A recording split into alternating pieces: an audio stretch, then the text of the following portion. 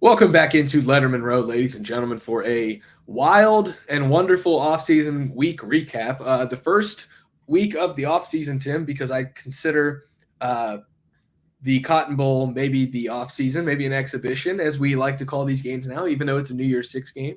Believe me, when they line up, they're going to be hitting each other, brother. It's going to be real football.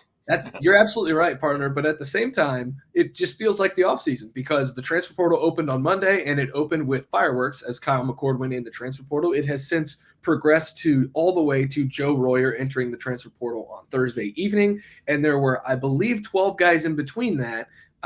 Some bottom of the roster guys, no offense to those guys, but it is what it is in modern college football. Some contributors who are trying to find greener pastures. That's the 40-year vet, Tim May, on the other side of that screen. But you already knew that by now. And we're just trying to kind of process, Tim, everything that's happened this week in this first wild week of the opening of the transfer portal. Yeah, and I wish we could be sitting like with a little spy camera in Ryan Day's office or whoever's office where these guys go into and say, by the way, coach or administrator, Mark Pantone, I'm leaving. I'm heading into the transfer portal. Why are you leaving? Why are you heading in the transfer portal? And how much of these reasons are for, like you said, greener pastures in terms of getting to play and greener pastures in terms of green cash that some of these guys are seeking? Because I'm hearing it is definitely a combination of both, for some of these guys. And I understand that. And, I was talking with a former player. It was Matt Wilhelm and I had him on my podcast this week, but he and I also shoot the bull a lot. And, bottom line is some guys, and I'm not going to name names among the fellas who have left. We all know their names by now. But some fellas, are looking for they think they're being shortchanged, and that's another kind of financial term in it. But they feel like they're being shortchanged maybe on the depth chart situation. And your clock is ticking when you get in college football, and you need a chance to go show yourself somewhere. You think you can start at this other place. And then others, what I'm getting to here is some of these guys, their biggest paydays are going to be in the NIL realm in their college football career. And I think it becomes obvious to some that they are not the creme de la creme as they were, you're being recruited to play for a national championship elite worthy type team. And suddenly you're not quite good enough to be a starter on that team.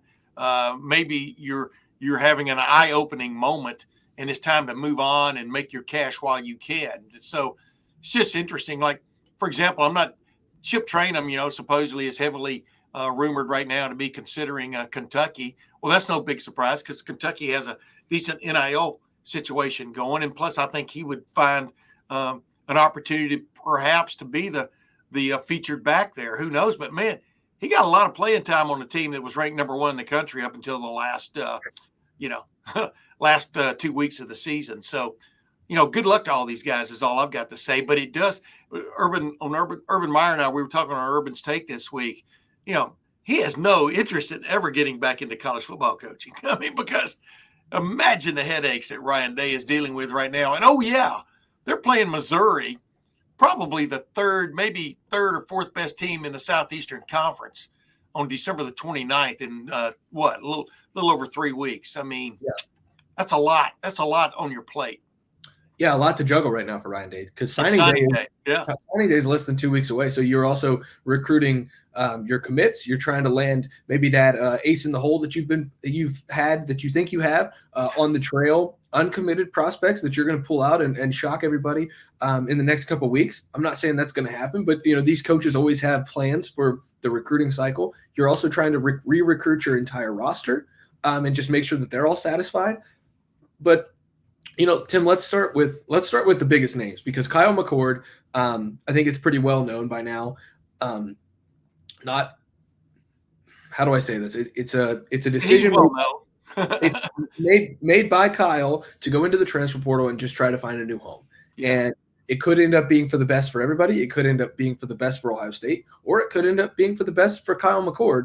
But Chip Trainum, and Julian Fleming, and we've talked ad nauseum about the Kyle McCord transfer. We've written about it at lettermenrow.com. We don't need to spend time just on Kyle, but This team is losing 2.5 starters from its offensive regimen here. Kyle McCord, Julian Fleming, who after 4 years is going to go on. And I think it's probably best for Julian to go on, if we're being honest here. And then Chip Trayanum, who started a few games for Ohio State in place of Travion Henderson and was a big part of that. Which of those three, and I guess maybe which of the two not named Kyle McCord, because Kyle McCord kind of just sent shockwaves through college football. Which of the other two, Tim, in your mind, was a little bit more surprising or a little bit more caught you off guard? Probably Julian Fleming. Only because, but not really, because we were asking him about rumors about him that were hot and heavy this time a year ago about him jumping into Portland, going to Penn State. You know what I mean? That was one of the hottest rumors out there, and he denied that was happening. But we'll see where he ends up, right? Yeah. But there's a guy that's interesting to me because I like him. Number one, I like all these guys actually, but I like everybody. I even like you, Spence. People don't know that. But with Julian Fleming, the injuries he's gone through, et cetera. You remember a while ago when I was talking about how, maybe your biggest payday might be coming this year and not 3 years from now in football. That might be the case with him because, the NFL is going to look long and hard at him when, in fact, he is eligible for declares himself for the draft about all these, the injuries he's dealt with, shoulder-wise, et cetera. And he may see the handwriting on the wall. Personally, I think if he had come back to Ohio State next year, he would still be one of the featured guys. He'd be leading a wide receiver room. Well, Emeka Egbuka, he's still the curious guy out there, the guy that I've got my eye on, and whether he'll opt to leave for the NFL. But my point is, he would have been one of the two top wide receivers in that room in terms of longevity, and could have been a leader on the team, et cetera. But, he's in practice every day. We're not. He sees these guys coming on, Yeah. Brandon Ennis. I mean, everybody knows Carnell Tate. Brandon Ennis is going to be, by everybody I've talked to who's watched him, is going to be a superstar or has that possibility. And maybe we may see him sooner rather than later in the bowl game, just like with Emeka Egbuka and Marvin Harrison Jr. 2 years ago in the Rose Bowl. That was an eye-opener for everybody except everybody who had seen them play, right? So, but yeah, Julian Fleming, because that guy, he had a major catch on the winning drive against Notre Dame. He had a catch on the drive. They got started to get going against Michigan that then petered out with the interception when Kyle McCord got hit. So, yeah, Julian Fleming. I'll take Julian Fleming for 10,000, Alex. The interesting thing about Julian is, there were two paths that he could have taken. He could have had a split role, probably a split role with Carnell Tate, Jeremiah Smith, Brandon Ennis, potentially Emeka Egbuka, Noah Rogers. Wait, let me ask you a question. Are they hanging on to Jeremiah Smith? I think so. I think so. As long as Brian Hartline and Ryan Day are doing their thing in Columbus. Because everybody wants to hear an update on that. Not every day, but every 24 hours of every day. Go ahead now. Yeah, Matt Parker and I talked about that at the end of our recruiting show on Thursday, so go check that out. But the thing that surprised me about Julian is, there were two paths that he could have taken. He could have taken a split role at Ohio State and probably split time with Jeremiah Smith and Carnell Tate and Brandon Ennis and Noah Rogers and maybe Emeka Egbuka. And he could have been a captain, I would assume, at Ohio State. There's a real chance that captaincy was on the table. Or he can go have a bigger role in a different offense that maybe features him a little more. And I respect him for both paths because both of them make a lot of sense for him. Now, I will say, our Penn State side at On3, Blue White Illustrated has already reported that Julian Fleming has had contact with the Nittany Lions. Ohio State goes to Penn State. Wait a minute. Insert Hayden Fry, the late, great Hayden Fry. What a surprise. Now go ahead. Exactly. So the guys over there are doing a great job. I'll give some credit to Sean Fitz, who runs a great site over there. He's talking about Julian Fleming having Kentucky interest and having Penn State interest. Now, Kentucky interest would be interesting just because Julian could show off his skill set as one of the featured weapons in an SEC offense. And I would not fault him at all for that. No. If he goes to Penn State, though, you're talking about Ohio State potentially having to defend him the first week of November in State College. So that is an interesting one. I'll take Chip Trayanum just to keep the conversation going. I think I was more surprised by Julian, but Chip, to me, he's already going to take that visit to Kentucky. That's good for him because Benny Snell thrived in that offense. Chris Rodriguez thrived in that offense. Ray Davis here thrived in that offense. Kentucky, not the best team in the SEC, but if there's one thing they can do, it's run the damn football. And if he's being told that he can be the lead back in a Kentucky offense, you're talking about real NFL possibilities there. And I'm not sure, even if TreVeyon Henderson goes to the NFL, even if TreVeyon Henderson decides to come back, which, he's still undecided right now. There are reports that he's leaning toward coming back, but he's made no decision. Yeah, I mean, my impeccable source was emphatic that he's made no decision. Go ahead now. Yeah. So, either way, I'm not sure if Chip would have been the featured back in this Ohio State offense with Dallin Hayden coming back and, Jordan Lyle and James Peoples, the Peoples running back, both coming into the program. So People's choice running back. Go ahead. Exactly. So whether Chip was going to be the featured back at Ohio State, I don't think he would have been, but it's still a big loss. Yeah. And so it's still just interesting to me that, yes, Ohio State is kind of losing, again, no offense, the bottom of the depth chart guys, but the Buckeyes also fighting a little bit of attrition for guys who may want that NIL payday to come, or may want an expanded role in a new offense and get to learn from another offensive mind after a couple years. Chip only had 2 years at Ohio State, and a quarter of that or half of that was spent at linebacker. Yeah. Julian has 4 years under Brian Hartline and now can kind of show what he can do in a bigger role. So I don't really fault each of those guys on the offensive side. And if you want more about Kyle McCord, we talked about that on Monday on the Lettermen Row YouTube channel and all over the Lettermen Row platforms. But those two, Fleming and Trainum, I thought were worth hitting on here. Yeah, absolutely. And then, and the Kyle McCord thing, it had to be a conversation. There had to be a conversation because when you're the starting quarterback, and you feel confident you're going to be the starting quarterback, Ohio State can match anybody in terms of, whatever is out there in terms of NIL, et cetera. As long as it wants to. As long as it wants to. Exactly. That's my point. My point is there had to be clearly something you don't have to be a fly on the wall there to know that Ryan Day wants to wring more out of his offense than he got this year, just from, as Matt Wilhelm pointed out on the Tim May show this week. You point out all the touchdowns that quarterbacks have generated over the last many years, and it didn't happen this year. Ohio State, you just look at the numbers, I guess is all. And it always comes, whether it's right or not, it always comes back to the quarterback. The quarterback's supposed to make everything right no matter what happens. So, best of luck to Cal McCord, one of the more polite and engaging individuals I've ever dealt with. For a quarterback, I thought he was really, is he the fiery guy that Devin Brown is that we've heard about? And, the personality of Devin Brown, no, he's not, but he's a good guy in my opinion. So I wish him the best of luck. So we'll see where that ends up. But, it's funny because I would think, this time a year from now, people are going to be looking maybe on an off week or something, going to be looking maybe to go get some tickets to maybe go see one of these guys, maybe on the aftermarket ticket. What you got going for me there? Yeah, Tim, I can give you $20 off your first purchase on the Game Time. I'm glad you said something. Of course, terms apply with that $20 off, but you can get $20 off your first purchase in the Game Time app when you use the promo code Buckeyes at checkout. Yeah, that's right. Buckeyes at checkout for $20 off your first purchase in the Game Time app. Listen, Tim, there's plenty of tickets for the Cotton Bowl. You want to go see a new Ohio State quarterback, the Buckeyes possibly kick off a new era at quarterback? You can go to the Cotton Bowl and save $20 off your tickets. The tickets are hovering right around that triple-digit mark right now. It's not that they're not that expensive. The problem is you got to get there. I know that it's a little pricey to get there with the flights. Gas prices maybe starting to come down a little bit. Maybe it makes you consider driving to Dallas, making a little. Hey, guess what? For Christmas, I got you. My kid a pair of tickets. Now, Dad and son going to go to the game. You can. Hey, I've made that drive probably 50 times. Now go ahead.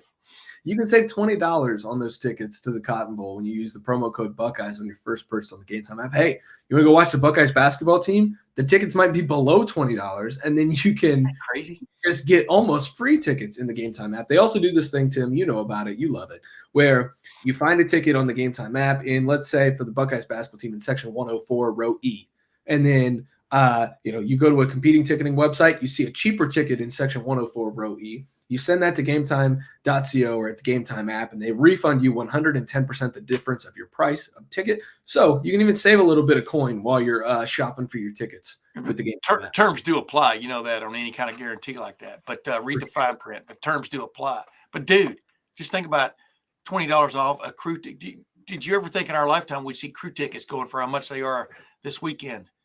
No. I mean, it's crazy. And the Game Time app's got them, man.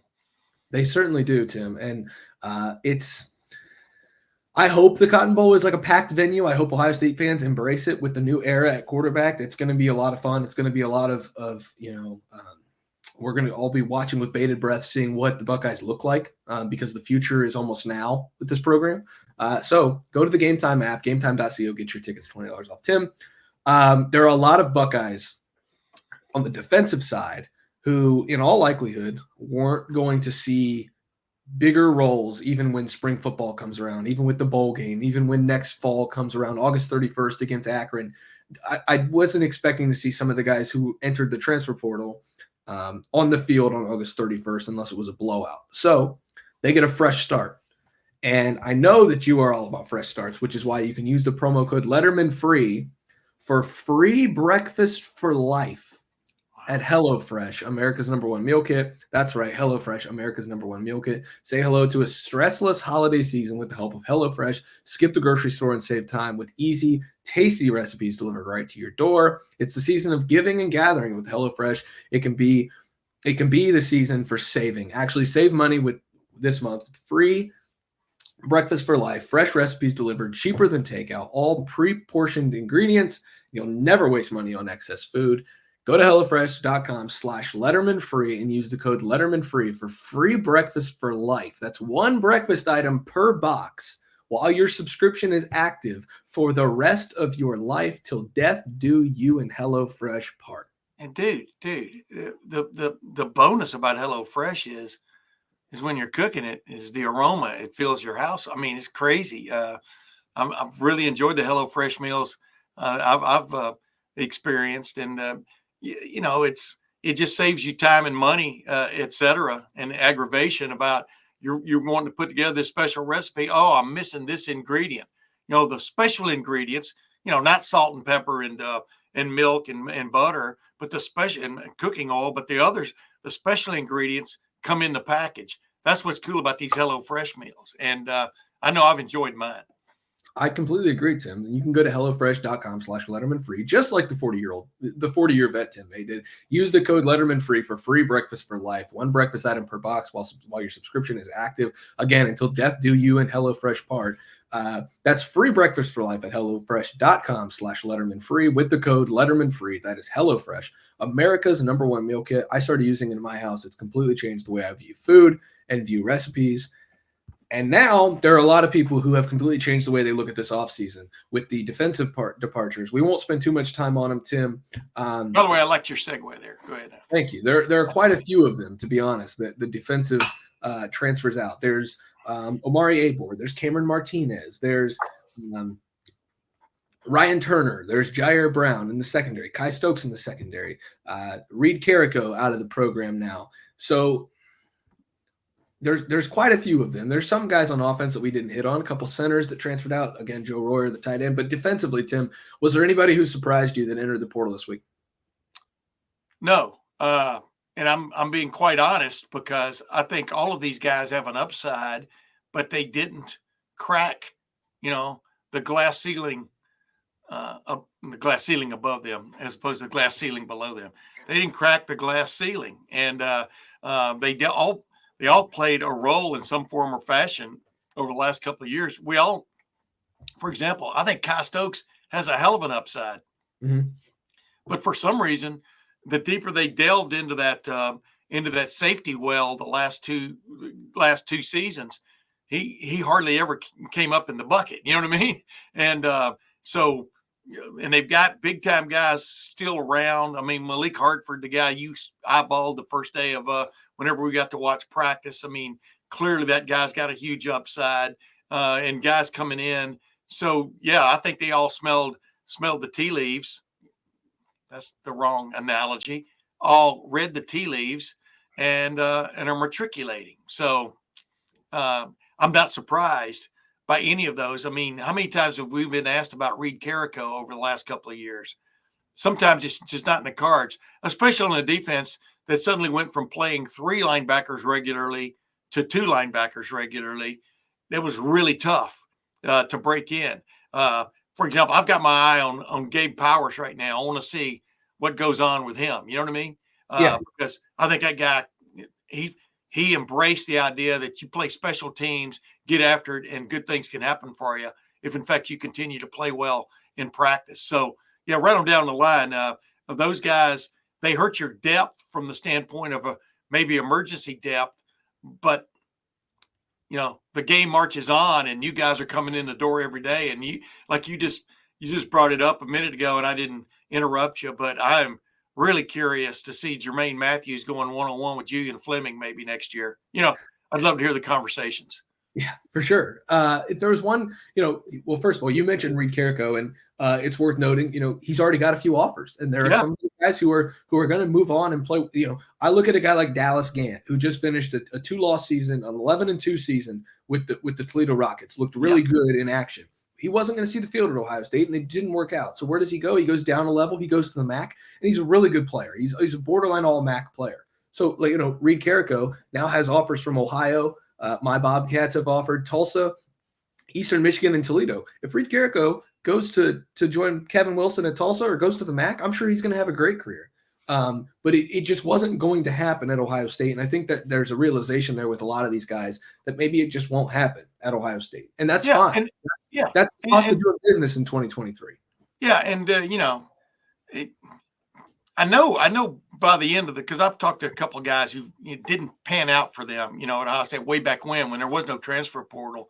And basically they said, at one point finally in your career, you feel almost like a glorified cheerleader, except you're not. A lot of times you're a tackling dummy or the the equivalent in practice, et cetera, on scout team or whatever, just trying to show you belong, you deserve your scholarship. And believe me, the guys that serve on the scout teams and stuff do deserve their scholarships, the scholarship players who are on there, because it's no walk in the park, any practice. But yeah, but in this age, you don't have to sit pat. It's if you go to your dream school and it's not working out for you, you go from dream to reality. And reality is I've got 2 years left. What have I got left? Oh, wait a minute. Was I here during COVID? Do I have 3 years left? You know what I mean? You do all the math and you go, I want to go play, damn it. And nothing wrong, absolutely nothing wrong with that mindset. And you're seeing guys leave everywhere, not just Ohio State. We've seen an exodus from Texas A&M in the last couple of years. Alabama has lost quite a few guys this year already. Colorado, the dream school, has lost a lot of guys, several starters, from this past season, et cetera, already. Everybody's looking for that new start. And my point is, you can spend all day looking over your shoulder about who left, who's not here anymore. You got to pay attention to what's in front of you. And like I said, Missouri is as serious as a heart attack for Ohio State coming up on December the 29th in Jerry World. I mean, and I know Ryan Day and his staff are not going to be lamenting who's in the portal, because you don't have time to do that anymore. No. And I think if there's one guy, and I will say this real quick before we wrap up, if there's one guy who did surprise me that entered the portal, possibly Jair Brown, because Jair Brown is a guy who started a game in September of his freshman season, at home against Wisconsin. Wisconsin was really bad last year in 2022. But Jair Brown started a Big Ten game for Ohio State in place of the injured Cameron Brown in 2022. Yeah. So to see him go in the portal now is a little bit surprising. But when you look at the depth chart, you're going to have Davison Igbinosun back. Lorenzo Styles Jr. is coming back and potentially playing a role in the secondary. Denzel Burke and Jordan Hancock still have decisions to make. I'm told that those are not done deals whatsoever, one way or another. Right. Jermaine Matthews is rising. Calvin Simpson-Hunt came on at the end of the year and played in front of Jair Brown. Where's he from? Waxahachie, Texas. There you go. And then you've got 3 talented corners who Ohio State is super excited about, 2 projected outside corners and 1 slot nickel corner coming in the freshman class. And we've seen cornerbacks in the freshman classes come in and play. So the depth chart was stacked against Jair Brown, but when you have a guy who started as a freshman in a game, it's still a little surprising, Tim, to see a guy like that go in the portal. Yeah. And, even though we were whispering about Cal McCord, remember that when we were doing our video last Sunday after that bowl game press conference, the whispers were, you said them, I said them. Andy Backstrom, said him, we were hearing there was a chance he might not be around for the Cotton Bowl. And lo and behold, the very next day when you could enter your name in the portal, he did that. And so some of these things aren't as big a surprise, but still making that jump is still a big jump. You're still leaping. I remember asking Justin Fields when he showed up, I said, what was it like in the transfer portal? Was there lights and all kinds of stuff going on? He started laughing. But the bottom line is, it is a little bit of a mystery, number one. It is a little bit of a big gulp moment, meaning, all right, I'm taking this leap here. Am I going to land where I'm going to get that shot? Because you know what? You look around the country, and some of the quarterbacks have landed in good spots. I mean, all three quarterbacks up for the Heisman this year are transfers. That's crazy when you think about it. And of course, Marvin Harrison Jr., the fourth member of the Heisman horseman. But you don't always find paradise, and especially the other players who aren't starters leaving, who are backup players or lower.